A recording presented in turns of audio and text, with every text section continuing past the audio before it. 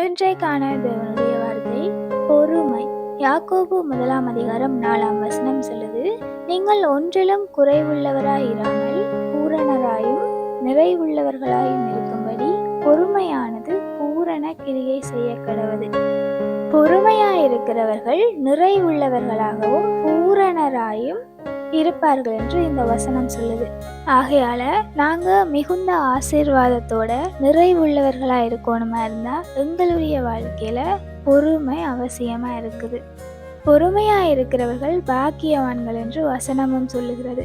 உண்மையில் நாங்கள் வேதாகமத்தை எடுத்துக்கொள்வோமா இருந்தா அதிக சோதனையை அனுபவித்தவர்கள் அதிக ஆசீர்வாதங்களை பெற்றுக்கொள்ளுகிறார்கள். ஆனால் அத்தனை சோதனைகளிலுமே எல்லோருமே பொறுமையாக தேவன் மேல வைத்த விசுவாசத்தை பிடித்து கொண்டு ஓடுகிறார்கள். எங்களுடைய வாழ்க்கையிலையும் நாங்களும் என்ன நடந்தாலும் எந்த சந்தர்ப்பத்திலையும் பொறுமையாயிருக்க கற்றுக்கொள்ள வேணும். சில நேரங்களில் வாயின் வார்த்தைகளில் நாங்கள் கவனமாக இருக்க வேணும். சில நேரங்களில் நாங்கள் பொறுமையை இழந்து கதைக்கிறவர்களாக இருப்போம். அப்படியான சந்தர்ப்பங்களில் அதாவது அள்ளி தூவுகிறதான அந்த வார்த்தைகளை திரும்ப நாங்கள் பெற்றுக்கொள்ள முடியாது. ஆகையால் நாங்கள் நாவினால் பாவம் செய்யாதபடிக்கு பொறுமையாக இருக்க வேணும். எங்களுடைய வாழ்க்கையில் சோதனைகள் வரும்போது நாங்கள் பொறுமையாக இருக்கணும்.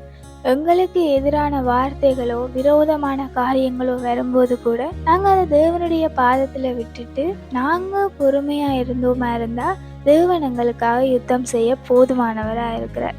வசனமும் சொல்லுது, நீங்கள் ஏற்ற காலத்திலே உயர்த்தப்படும்படிக்கு தேவனுடைய பலத்த கரத்தினுள் அடங்கி இருங்கள் என்று.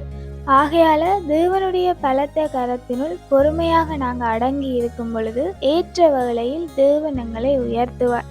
ஆகையால எங்களுடைய வாழ்க்கையில எல்லா சந்தர்ப்பங்கள்லையும் பொறுமையை நாங்கள் கடைப்பிடிக்க வேணும்.